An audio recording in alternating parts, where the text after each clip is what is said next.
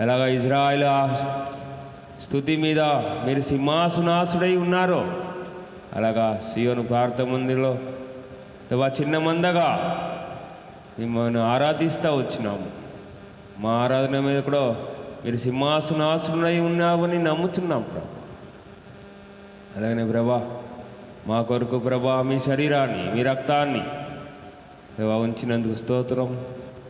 దేవా నీ శరీరంలో రక్తంలో పాలు పొందే ముందు దేవా ఈరోజు ఏమేమేమి సరి చేసుకోవాలో సరి చేసుకొని యోగ్య రీతిలో పాలు పొందడానికి మా కృప దయచేయండి. మీ ప్రియ కుమారుడైన యేసుక్రీస్తు రక్తం ద్వారా మమ్మల్ని కడిగి పరిశుద్ధపరచండి. ఆ విధంగా మేము కూడా పరిశుద్ధంగా నీ బలలో పాలు పొందే కృప దయచేయమని అనుకుని, అయ్యో నీ దాసునైన నన్ను కూడా శిలువ చాటులో మరుగుపరుచుకొని కావాల్సిన మాటలు దయచేయమని. వాక్యం నీది, ప్రజలు మీరు ప్రభా. మీరే మా అందరితో మాట్లాడి మమ్మల్ని ఆత్మీకంగా ఉజ్జీవింపచేసి నీ రాకడ కొరకు మేము సిద్ధపడడానికి కృప దయచేయమని నొక్కుని, ప్రతి ఒక్క అంధకార శక్తుల్ని యేసుక్రీస్తు నామములో బంధిస్తున్నాము. మీరే శిరస్సుగా నాయకుడిగా ఉండి నడిపించమని అనుకుని యేసు ప్రభు నామములో అడిగి పెడుచున్నాం తండ్రి, ఆమీన్. ప్రియమైన ప్రభు బిడ్డలారా, ప్రభువైన యేసుక్రీస్తు నామములో మీకు అందరికీ వందనాలు తెలియజేస్తున్నాం. కొన్ని వారాలుగా మనము బలలో పాలు పొందే ముందు మనము ఎలాగా పాలు పొందాలని మనము కొన్ని మా అంశాలు చూసుకొని మనము బలలో పాలు పొందుతూ వచ్చినాం. మొట్టమొదటి దేవుడు పరిశుద్ధుడు కనుక మనం కూడా పరిశుద్ధంగా బలలో పాలు పొందాలా, పరిశుద్ధంగా మనం జీవించాలని చూస్తూ వచ్చినాము. రెండోది ఆయన పరిపూర్ణుడు కనుక మనం కూడా పరిపూర్ణులుగా ఉండాలని దాన్ని ఇస్తూ వచ్చినాము. మూడోది ఆయన జయించినవాడు, మరణాన్ని జయించినాడు, సమస్తాన్ని జయించినాడు. అలాగా ఆయన పిల్లలుగా మనం కూడా జయించేవారుగా ఉండాలని మనము దాని ఇస్తూ బలలో పాలు పొందవచ్చున్నాం. తర్వాత పోయిన వారము ఆయన దీర్ఘశాంతుడు కాబట్టి ఆయన పిల్లలైన మనం కూడా దీర్ఘశాంతులుగా ఉండాలని మనం కూడా అలాగా పరీక్షించుకుని బలలో పాలు పొందవచ్చున్నాం.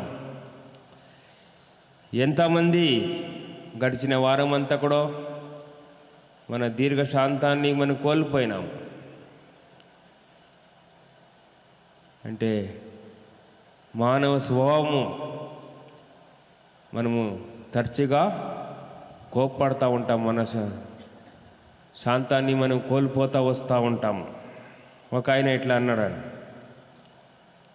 ఒక బాబు తండ్రి ఇలాగ మాట్లాడుకుంటున్నారు. వాళ్ళ నాన్నకి ఎప్పుడు కోపపడవాడంట, చిన్న చిన్న విషయాలు కూడా కోపపడతా ఉంటాడు.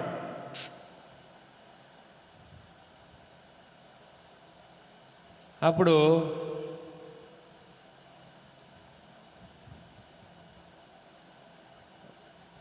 ఈ కోపం ద్వారా ఎప్పుడు వాళ్ళ ఇంట్లో నెమ్మది లేకుండా ఉండేది. చిన్న చిన్న విషయాలు కూడా కోపపడతా ఉన్నా. సరే వాళ్ళ నాన్నకి ఆయనకే విసుగు పుట్టి, బిడ్డ నేను కోపపడేది మానేస్తాను, అందుకు నేను కాశీకి వెళ్ళి అక్కడ పోయి అన్నీ కూడా విడిచిపెట్టి వస్తానని చెప్పి కాశీకి వెళ్ళాడని. కాశీకి వెళ్ళి వచ్చిన తర్వాత వాళ్ళ బాబు అడిగాడంట, నానా నిజంగా కోపాన్ని విడిచిపెట్టినావా? అవునరా బిడ్డ, నిజంగా కోపాన్ని వదిలిపెట్టాను.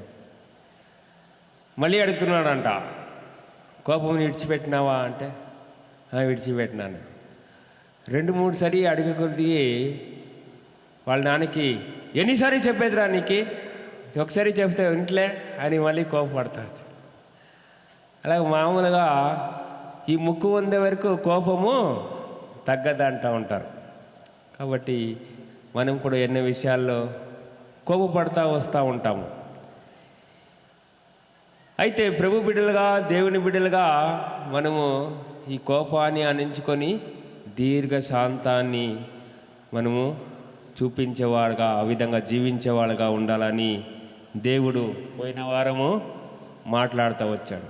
కోపపడే ద్వారా ఎన్ని నష్టాలు మోసే కూడా దానికి మూల్యం చెల్లించాల్సి వచ్చిందని చూస్తూ వచ్చినాం.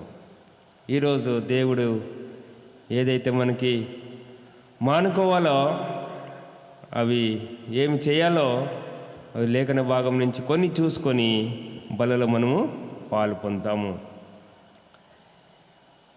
మత్తయి రాసిన సువార్త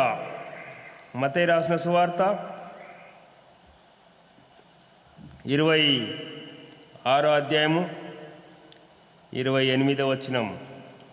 మత్తయి రాసిన సువార్త 26:28 ఒకసారి చదువుకొని, నేను భోజనము చేయిచుండగా 26:28 ఇది నా రక్తము అనగా పాప క్షమాపణ నిమిత్తము అనేకుల కొరకు చిందించబడుచున్న నిబంధన రక్తము. నా తండ్రి రాజ్యంలో మీతో కూడా నేను ద్రాక్షారసము క్రొత్తదిగా తాగు దినము వరకు ఇంకా నేను తాగనని మీతో చెప్పుచున్నాను. కాబట్టి ఇక్కడ మనం చూస్తున్నాము, ఇది నా రక్తము అనగా పాప క్షమాపణ నిమిత్తము అనేకుల కొరకు చిందించబడుచున్న నిబంధన రక్తము. కాబట్టి మనము దేవుని రక్తంలో, శరీరంలో పాలు పొందుతున్నాము. అనేకుల కొరకు, పాప క్షమాపణ కొరకు చిందించిన రక్తము. కాబట్టి ఈ రక్తము ద్వారా మనకి పాప క్షమాపణ దొరికింది. దేవుడు మనని క్షమించినాడు. మన పరిస్థితిని చూస్తే మన వ్యక్తిగతంగా మనమంతా కూడా ఎంత ఘోరమైన పాపం చేసేవారుగా మనం ఉన్నాము. గత కాలంలో మనం పరీక్షించుకుంటే మన జీవితాన్ని, మన పాపమని కూడా, మన పాత పరిస్థితి అని కూడా అది గుర్తుకొస్తూ ఉంటుంది. అందుకే అపోస్తలుడైన పౌలు, నేను పాపిలో ప్రధాన పాపి. కాబట్టి ఆయన పాత పరిస్థితిని జ్ఞాపకం చేసుకున్నాడు. అయితే ప్రభు నిబంధన రక్తం ద్వారా మనకి పాప క్షమాపణ దొరికింది. అది ప్రాముఖ్యమైంది. కాబట్టి ఎవరైతే పాప క్షమాపణ దొరికిందో వాళ్ళు ఈ రక్తంలో, ఈ శరీరంలో పాలు పొందుతూ వస్తూ ఉంటారు. కాబట్టి మనం కూడా ఆయన రక్తం ద్వారా పాప క్షమాపణ దొరికింది కాబట్టి ఈ బలలో పాలు పొందడానికి ఇక్కడ చేరి వచ్చినాము. అంతే మాత్రం కాదు, లూకా రాసిన సువార్తలో ఒక మాట మనం చూస్తాము. లూకా రాసిన సువార్త 23వ అధ్యాయము 24వ వచనం. లూకా రాసిన సువార్త 23:24. ఎవరన్నా తీసిన వాళ్ళు చదవండి. లూకా 20. కాగా వారు అడిగినట్టే జరగలేనని తీర్పు తీర్చి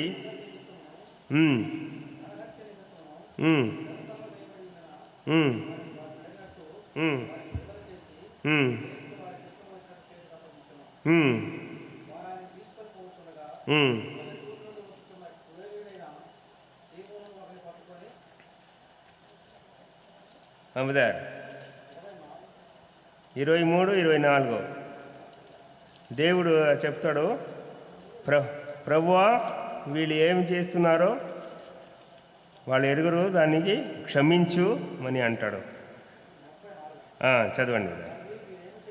తండ్రి వీరు ఏమి చేయుచున్నారో వీరు ఎరుగురు కనుక వీరిని క్షమించమని చెప్పాను. కాబట్టి దేవుడు ప్రభువైన యేసుక్రీస్తు ఈ లోకంలో ఉన్నప్పుడు అందరినీ క్షమిస్తూ వచ్చాడు. దేవుని హింసిస్తున్నారు, దూషిస్తున్నారు, అల్లరి చేస్తున్నారు, ఏలన చేస్తున్నారు, అవమానపరుస్తున్నారు. ఆయనకుడు ప్రభు అయిన యేసుక్రీస్తు, ప్రభువా వీరు ఏమి చేస్తున్నారో వాళ్ళు ఎరుగురు కనుక వాళ్ళని క్షమించుడి. కాబట్టి మన యేసు ప్రభు ఒక లక్షణము అందరినీ క్షమించేవాడు. మొట్టమొదటి ఆయన రక్తం కార్చి మన పాపాన్ని క్షమించినాడు. ఇక్కడ వీళ్ళని కూడా క్షమించేది మనము చూస్తున్నాము. కాబట్టి అందుకే దేవుడి దగ్గర మనకి క్షమాపణ దొరుకుతుంది. దేవుడు మనని క్షమించేవాడు. కీర్తనగాడు చక్కని మాట అంటాడు. కీర్తన 130 కీర్తన 4వ వచనంలో మనం చూసేదైతే 130 కీర్తన 4వ వచనం, అయినను జనులు నీ యందు భయభక్తులు నిలుపునట్లు నీ యొద్ద క్షమాపణ దొరుకును. కాబట్టి మన దేవుడి యొద్ద క్షమాపణ దొరుకుతుందంట. మన క్షమాపణ కొరకు, పాప క్షమించడానికి కొరకు రక్తం కార్చినాడు. ఆ కలువారి శిలువలో ఎంతమంది క్రూరంగా ఆయన హింసిస్తూ ఆయన ఏలన చేసిన వాళ్ళని, ప్రభువా వీరు చేసేది ఏమని ఎరగరు గనక వాళ్ళని క్షమించమని అన్నాడు. ఇక్కడ ఆ కీర్తనగాడు అంటాడు, ప్రభువా నీ యొద్ద క్షమాపణ దొరుకును. కాబట్టి దేవుడి దగ్గర నుంచి మనకి క్షమాపణ దొరికేదిగా ఉంటుంది. దేవుడు మనల్ని క్షమించేవారుగా ఉంటాడు. దేవుడు క్షమించే దేవుడు. దానియేలులో ఒక మాట చూస్తాం. ఇవన్నీ కూడా ఎందుకు చూస్తున్నామంటే మనకి స్పష్టంగా అర్థం అవడానికి కొరకు దేవుడు అనేక చోట్ల తన భక్తుల ద్వారా రాయబడింది. దానియేలు 9:9, దానియేలు రాసిన గ్రంథము 9వ అధ్యాయము 9వ వచనం, మేము ఆ దేవుడిని యెహోవాకు విరోధముగా తిరుగుబాటు చేసితిమి, అయితే ఆయన కృపా క్షమాపణ గల దేవుడై ఉన్నాడు. కృపా క్షమాపణ గల దేవుడై ఉన్నాడు. క్షమించే దేవుడై ఉన్నాడు. మన దేవుడి దగ్గర ఏం దొరుకుతుందంట? క్షమాపణ దొరుకుతుంది. కాబట్టి ప్రియులరా, మన దేవుడు క్షమించే దేవుడు. మనని కూడా ఎన్నోసారి క్షమించినాడు. ఎన్నోసారి మనం కూడా పాపం చేసిన వారుగా, తిరుగుబాటు చేసిన వారుగా, అవిధేయత చూపించిన వారుగా, ఆయనకి తగినట్లు మనము జీవించకుండా ఉన్నప్పుడు మనని క్షమించినాడు. కాబట్టి మనం ఈరోజు ఈ విధంగా ఉన్నాము. ఒకవేళ మనని క్షమించకుండా ఆయనను మనని శిక్షించేవారుగా ఉంటే మనం ఎప్పుడో నిర్మూలమయ్యేవాళ్ళము. అందుకే పోయినసారి మనం చూసినాము, ఆయన కోపాన్ని మానుకుంటున్నాడని, ఆయన కోపాన్ని అణిచుకొని మనకి క్షమాపణ అనుగ్రహించినాడని చూస్తూ వచ్చినాం. కాబట్టి ఇవన్నీ కూడా మనం ప్రభు అయిన యేసుక్రీస్తు ఒక గుణలక్షణము, మనము ఆరాధించి ఆయన సేవించే దేవుని ఒక లక్షణాలు. దేవుడు క్షమించేవాడు. ప్రభువా నన్ను క్షమించు అంటే చాలు, వెంటనే క్షమించేస్తూ ఉంటాడు. అలాంటి దేవుడు మన దేవుడు. అలాంటి పిల్లలైన మనం కూడా క్షమించేవారుగా ఉండాలని దేవుడు కోరుతున్నాడు. ఇంకొక వచనం చదువుకుంటాము. కీర్తన 86 కీర్తన 5వ వచనం, 86 కీర్తన 5వ వచనం. దయచేసి తీసిన వాళ్ళు చదవండి. ప్రభువా నీవు దయాళుడవు, క్షమించుటకు సిద్ధమైన మనసు గలవాడవు. కాబట్టి ప్రభువా దయాళుడు, నువ్వు క్షమించడానికి సిద్ధమైన మనసు గలవాడు.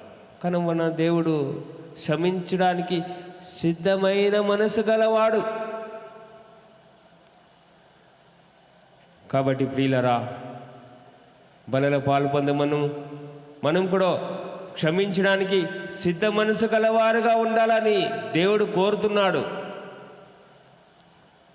మొట్టమొదటి పరిశుద్ధులుగా, ఆయన పరిశుద్ధులు కనుక మనం పరిశుద్ధంగా జీవించాలా, పరిశుద్ధంగా బలలో పాలు పొందాలా. ఆయన పరిపూర్ణ కాబట్టి మనం కూడా పరిపూర్ణులుగా ఉండాలని, ఆయన జయించిన వాడు కాబట్టి మనం కూడా జయించిన వారుగా ఉండాలని, ఆయన దీర్ఘశాంతుడు కాబట్టి దీర్ఘశాంతులుగా ఉండాలని గత వారంలో మనం ధ్యానించుకొని బలలో పాలు పొందుతూ వచ్చినాం. ఈరోజు దేవుడు క్షమించడానికి సిద్ధ మనసు గలవాడు కాబట్టి మనం కూడా అలాంటి వారుగా, క్షమించడానికి సిద్ధ మనసు గల వారుగా ఉండి బలలో పాలు పొందాలని దేవుడు మనందరితో మాట్లాడుతున్నాడు. కాబట్టి ఎంతమంది మనము క్షమించడానికి సిద్ధపడతాము? మామూలుగా మానవక స్వభావం ఎవరిని కూడా క్షమించడానికి ఇష్టపడరు.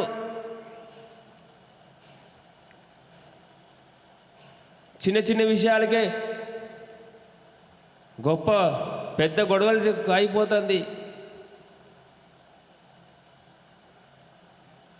కారణం ఏంటంటే క్షమించే మనసు లేకపోవడం కారణంగా. కాబట్టి మనను దేవుడు క్షమించడానికి సిద్ధ మనసు కలిగిన వాడు కాబట్టి మనం కూడా ఒకరిని మనం క్షమించాలా అని దేవుడు ఉదయకాల సమయంలో జ్ఞాపకం చేస్తూ ఉన్నాడు. దయచేసి చూడండి, ఎఫెసీయులకు రాస్తూ అపోస్తలుడైన పౌలు ఏం సెలవిస్తున్నాడంటే, ఎఫెసీయులకు రాసిన పత్రిక 4వ అధ్యాయము 32వ వచనం. ఎఫెసీయులకు రాసిన పత్రిక 4వ అధ్యాయము 32వ వచనంలో ఒక మాట చూస్తాము. 4:32. ఒకని ఎడల ఒకడు దయగలిగి కరుణాహృదయములై క్రీస్తునందు దేవుడు మిమ్మల్ని క్షమించిన ప్రకారము మీరు ఒకరినొకరు క్షమించుడి. కాబట్టి ప్రియులరా, మనము దేవుని పిల్లలుగా మనం పిలువబడతాము. దేవుని పిల్లలుగా మనం జీవిస్తున్నాము. దేవుడు ఎలాగా మనం క్షమించినాడో మనం కూడా ఒకరిని క్షమించాలా అని అపోస్తలుడైన పౌలు ఎఫెసీయులకు రాస్తూ ఉన్నాడు. అందుకే ఇక్కడ ఒకని ఎడల ఒకడు దయగలిగి కరుణాహృదయములై క్రీస్తునందు దేవుడు మిమ్మును క్షమించే ప్రకారము మీరును ఒకరినొకరు క్షమించుడి. కాబట్టి మనకి ఎలాంటి హృదయం కలన ఒకని ఎడల ఒకడు దయగలిగి ఉండాలా. దయ లేకుండా ఎన్నోసారి ఎంతో మూర్ఖులుగా మనం ఉంటాం. నేను ఎన్నో ప్రజల్ని చూస్తూ ఉన్నాం. వాళ్ళు ఒక స్వభావము, వాళ్ళు ఒక ఇదని కూడా చూస్తూ ఉంటే, వాటిని చూస్తూ ఉంటే వాళ్ళు ఎలాంటి దయ ఉండదు. అలాగా జీవించేది మనం చూస్తూ ఉంటాము. తర్వాత కరుణాహృదయం, కరుణ, దయ, దాక్షిణ లేకుండా ఎంతో కఠినంగా ఉంటారు. అయితే దేవుని పిల్లలైన మనము అలాంటి వారు కాకుండా మనము ఎలాగ ఉండాలంట? దయ కలిగిన వారుగా, కరుణాహృదయులుగా ఉండి, అంతే మాత్రం కాదు, ఒకరిని ఒకరు దేవుడు మిమ్మల్ని క్షమించిన ప్రకారము మీరును ఒకరు క్షమించుడి. కాబట్టి ప్రియులరా, మనం బలలో పాల్పొందుతూ ఉంటున్నాము. ఎంతమందిని మనం క్షమిస్తున్నాము? ఒక్కొక్కసారి పిల్లలు మన విరోధంగా తిరుగుబాటు చేస్తూ ఉంటారు. వాళ్ళని మనం క్షమిస్తున్నామా? ఒకసారి తల్లిదండ్రులు తిరుగుబాటు చేస్తూ ఉంటారు. పిల్లలు తల్లిదండ్రులను క్షమిస్తున్నారా? కొన్ని సమయంలో భార్యాభర్తలు మధ్యలో ఉంటాడు. భార్య భర్తని క్షమిస్తున్నాడా? భర్త భార్యని క్షమిస్తున్నాడా? అలాగా ఒకరొకరు మనం క్షమించాలా. ఎందుకంటే దేవుడు మనని క్షమించినాడు కాబట్టి మన ఇంటి వారిని క్షమించాలా, మన సంఘంలో ఉండేవారిని క్షమించాలా, సమాజంలో ఉండేవారిని క్షమించాలా. అలాంటి లక్షణం కలిగిన వారు మాత్రమే ఈ ఆయన రక్తంలో, ఆయన శరీరంలో పాలు పొందేకి అర్హులు అన్నమాట. కాబట్టి ప్రియులరా, అలాంటి ఎప్పుడైతే మనం ఒకరినొకరు క్షమిస్తూ ఉంటామో దేవుడు మనలో ఆనందిస్తాడు. అయ్యో నా బిడ్డ నాలాంటి స్వభావం కలిగి ఉన్నాడు, నేను ఎలాగా క్షమించడానికి సిద్ధ మనసుగా ఉన్నానో, నేను ఎలాగా అందరి పాపాన్ని క్షమించినానో, అందరినీ క్షమిస్తూ వచ్చానో, నా బిడ్డ కూడా అలాగా చేస్తున్నాడని దేవుడు మనలో సంతోషిస్తాడు. కాబట్టి ప్రియులరా, బలపోయే ముందు మనం పరీక్షించుకుంటాం. మనం ఒకరినొకరు క్షమిస్తున్నామా లేదా? ఈ రోజుట్లో అనేకమైన సమస్యలు వస్తుంది. సంఘాల సమస్యలు, కుటుంబముల సమస్యలు,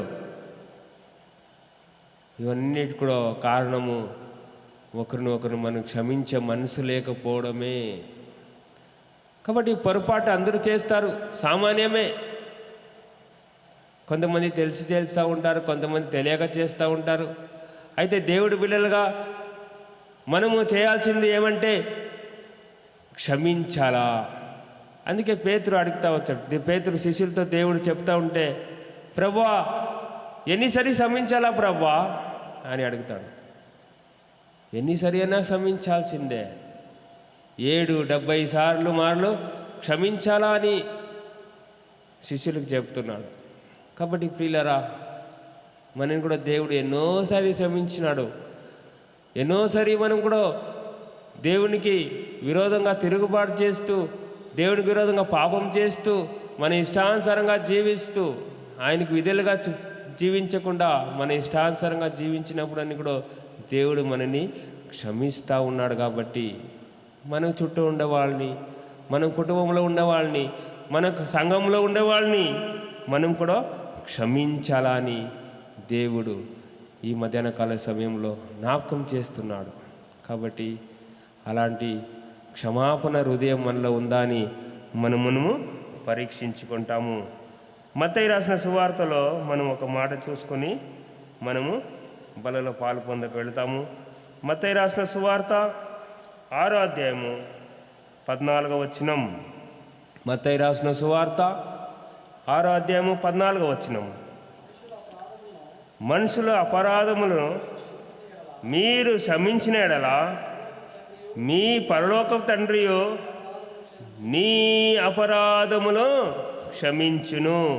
మనుషుల అపరాధములు మనము క్షమించినప్పుడు మన పరలోక తండ్రి కూడా మన అపరాధాలను క్షమిస్తాడంట. కాబట్టి ప్రియులరా, మనుషుల అపరాధాలు క్షమించాల. మనము క్షమిస్తూ ఉంటే వాళ్ళ హృదయం కరిగిపోతుంది. అయ్యో నేను ఇంత ఘోరంగా మాట్లాడితే కూడా నన్ను క్షమించినాడు, ఇంత తిరుగుబాటుతో కూడా చేస్తే కూడా నన్ను క్షమిస్తున్నాడు, అమ్మ ఎంత మంచి నిజమైన దేవుని బిడ్డ అని వాళ్ళ హృదయం కరిగిపోతుంది. వాళ్ళు కూడా దేవుని మీద విశ్వాసం ఉంచి దేవుని వెంబడించడానికి ఒక దారిని చూపించతగా ఉంటుంది. వాళ్ళు కోప్పడి మనం కోప్పడి వాళ్ళు క్షమించకుండా మనం క్షమించకుండా ఉంటే వైరం పెరిగిపోతుంది. అలాంటి వారిని దేవుడు దగ్గర ఎలాగ నడిపిస్తాము? ఈరోజు ప్రపంచంలో ఎంతోమంది దేవుని వైపు తిరుగుతున్నారు, దేవుణ్ణి ఆరాధిస్తున్నారు, దేవుని మహిమపరుస్తున్నారు, దేవుని బలలో పాలు పొందుతున్నారు. కారణం ఏంటంటే దేవుడు క్షమించినాడు కాబట్టి. అయ్యో నా దేవుడు క్షమించేవాడు, ఎంత ఘోర పాపి అయినా నన్ను క్షమించినాడు కాబట్టి ఆయన వైపు తిరుగుతా ఆయన కొరకు జీవిస్తానని తీర్మానం చేసుకొని జీవించేవాళ్ళు ఎంతమంది ఉన్నారు. కాబట్టి ప్రియులరా, మనం కూడా దేవుడు క్షమాపణల హృదయం కలిగిన వాడు కాబట్టి మనం కూడా అలాంటి క్షమాపణ హృదయం కలిగిన వారుగా ఉండాలా. సామాన్యంగా దేవుని పిల్లల్ని, రక్షణ పొందిన వారిని ఎలాగ అంటూ ఉంటారంటే 5వ సువార్త అంటూ ఉంటారు. మన బైబిల్ గ్రంథంలో 4 సువార్తలు ఉంటుంది. మత్తయి, మార్కు, లూకా, యోహాను, ఇవన్నీ కూడా సువార్త అనేకుల్ని పాపం నుంచి విడిపించి క్షమించి దేవుడి దగ్గర చేర్చేదిగా ఉంటుంది. దేవుని పిల్లల్ని 5వ సువార్తగా పిలువబడతా ఉంటారు. ఎప్పుడైతే 5వ సువార్తగా మనం పిలువబడతా ఉంటామో మన ద్వారా అనేక మంది రక్షణలో రావాలా. అలాగే రక్షణలో రావాలంటే మనలో క్షమించే మనసు ఉండాలా. క్షమించకపోతే మన ఇతరుల్ని మనము రక్షణలో తీసుకురాలేము. కాబట్టి ప్రియులరా, ఇక్కడ మనం చూస్తూ ఉంటే మీరు మనుషులని క్షమించితే పరలోక తండ్రి మిమ్మల్ని క్షమిస్తాడు. ఒకవేళ క్షమించకపోతే 16 వచనం 14, 15. ఇప్పుడు ఏం చదివారు? 15 చదివారా, 14 చదివారా? 15 చదవండి. మీరు మనుషుల అపరాధములను క్షమింపకపోయిన ఎడల మీ తండ్రియు మీ అపరాధములు క్షమించుడు. ఒకవేళ మనము ఇతరులను క్షమించకపోతే మన అపరాధన కూడా దేవుడు క్షమించుడంట. ఎంత ఘోరమైన మాట! వినడానికి కూడా ఎంతో భయం కలుగుతుంది. ఒకవేళ మనల్ని క్షమించకపోతే దేవుడు మనము శిక్షకు పాత్రులము, ఆ నరకానికి పాత్రులము. కాబట్టి ప్రియులరా, ఈ హెచ్చరికని మనం తీసుకుంటాం. ప్రభువా, మేము ఎంతోమందిని క్షమించలేకపోయాం. ఎన్నో సందర్భంలో మా పిల్లల్ని క్షమించలేదు, మా భర్తలని క్షమించలేదు, మా భార్యని క్షమించలేదు, మా కుటుంబాన్ని క్షమించలేదు, మా బంధుమిత్రులని క్షమించకుండా ఉన్నాము. అయితే అలాగ జీవిస్తూ ఉంటే నువ్వు నన్ను కూడా క్షమించు ప్రభువా. నువ్వు క్షమించకపోతే నేను శిక్షకు పాత్రనే ప్రభువా. అలా కాకుండా ఈరోజు నుంచి ప్రభువా అందరినీ క్షమించుతాను. ఎంత ఘోరమైన పాపం చేస్తే కూడా నాకు విరోధంగా చేస్తే కూడా నేను క్షమిస్తాను ప్రభువా అని తీర్మానం చేసుకొని మనము బలలో పాలు పొందాలా. లేకపోతే ప్రియులరా, మనం క్షమించకపోతే మన దేవుడు కూడా మనల్ని క్షమించుడు. మన దేవుడు మనల్ని క్షమించకపోతే మన ఒక పరిస్థితి ఒకసారి ఆలోచించుకోండి. ఆయన క్షమాపణ ద్వారానే మనం ఇలాగ జీవిస్తున్నాము. ఇది జ్ఞాపకం చేసుకొని మనము ఇతరులను క్షమించడానికి ప్రయత్నం చేయాలా. ఇతరులని క్షమిస్తానని తీర్మానం చేసుకోవాలా. భగత్ సింగ్ గారి కాలంలో జవాషమ్మ అప్పుడు చెన్నైలో ఆరాధన జరిగేది. దైవజనుడు క్షమాపణ గురించి వర్తమానం ఇస్తున్నాడు. ఇచ్చిన తర్వాత ఒక సంఘ పెద్దని ఆ బ్రదరు బల్ల విరుస్తారని చెప్పాడు. బట్ ఆయన జీవితంలో క్షమించే మనసు లేదు. ఒకరొకరితో గొడవలు పెట్టుకొని అసమాధానంగా ఉన్నారు. అయితే ఇట్లా ఎలాగ బల్ల విరిచేది ఎలాగా?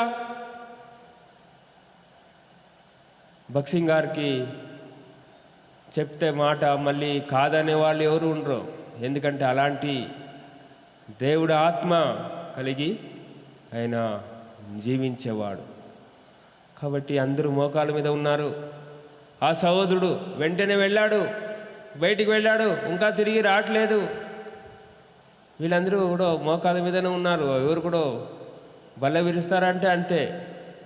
ఇప్పుడైనా మనం కళ్ళు తీసి చూస్తూ ఉంటాం, అటు చూస్తూ ఉంటాము, బయటికి వెళ్తూ ఉంటాము, వస్తూ ఉంటాము.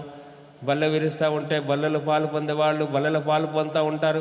మిగిలిన వాళ్ళు ఎక్కడెక్కడో ఏమేమో ఆలోచిస్తూ ఉంటారు. ఆ రోజుట్లో అలా కాదు.